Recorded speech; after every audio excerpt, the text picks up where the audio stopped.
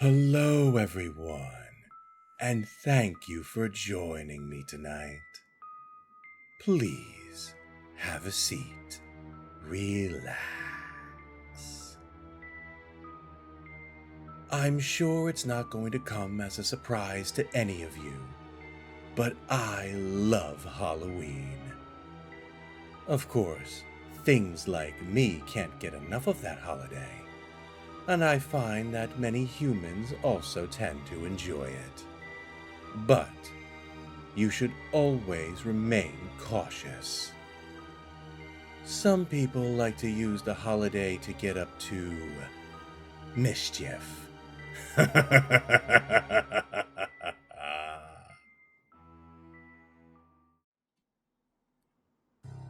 I don't understand this new thing with Halloween fireworks. It's obviously just some firework companies trying to clear out excess inventory. Take a fountain with Uncle Sam, throw a new label on it with a witch, and boom, it's for Halloween now. I also don't think it's smart to have fireworks around children wearing flammable costumes. This was just mild gripe to me until my daughter brought home a skullbuster. It was a few days before Halloween. My wife and I were in the process of decorating the lawn when my daughter came home holding something strange. "Daddy, look what I got." She held it out to us. It looked like a skull-shaped popper. My wife asked the question first. "Where did you get this?" My daughter responded matter-of-factly, "A man was giving them out." Parental instinct took over at that point, and I snatched it from her hands. She was visibly upset, explaining she should never talk to or take things from strangers because they can be dangerous. Didn't make her feel better. But the promise of ice cream to make it up to her did. While my wife took her out for said ice cream, I looked over the strange popper and found out it was called a skullbuster, and at the bottom of it was a string. Curious, I went out to the backyard, aimed it away from myself, and pulled the string.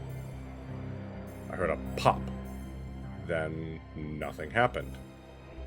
I was honestly disappointed that it turned out to be a dud.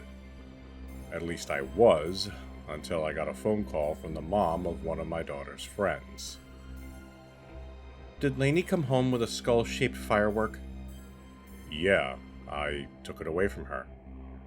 "Well, don't pop it. There's something wrong with them. Charles just had to rush Gina to the hospital." That was the first of several calls I got from Lainey's friends' parents. The ones I didn't get a call from most likely called 911, because the ambulance sirens didn't stop for the rest of the night. I decided to look into this on my own.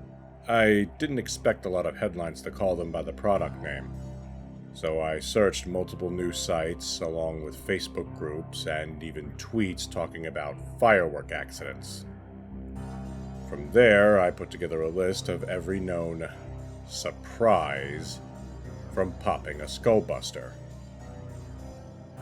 34 instances of bugs exploding out and biting whoever was holding the popper. Insects range from fire and bullet ants to scorpions, and even black widow spiders. 26 instances of caustic liquids bursting out.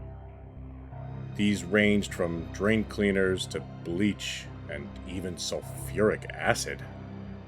These were reportedly stored in glass vials that would burst when it was popped. 14 instances of projectiles that fired when the popper went off. Projectiles ranged from broken glass, thumbtacks, and rusty nails. One article described a little girl accidentally firing a nail into her father's neck.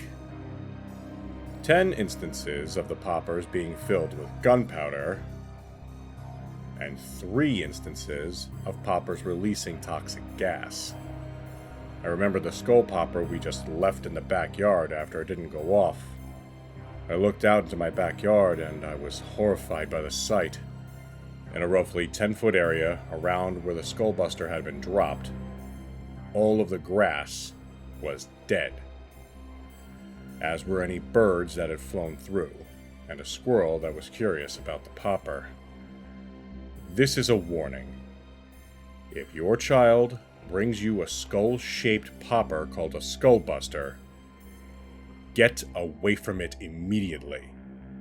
And for God's sake, don't pop it.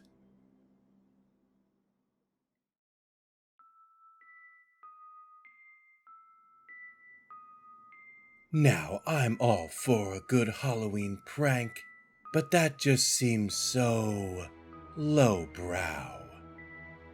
At least summon a crawling hand into a kid's candy bag, or leave a talking head on a doorstep.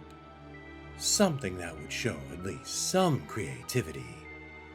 Oh, I better stop talking. You all might get some ideas.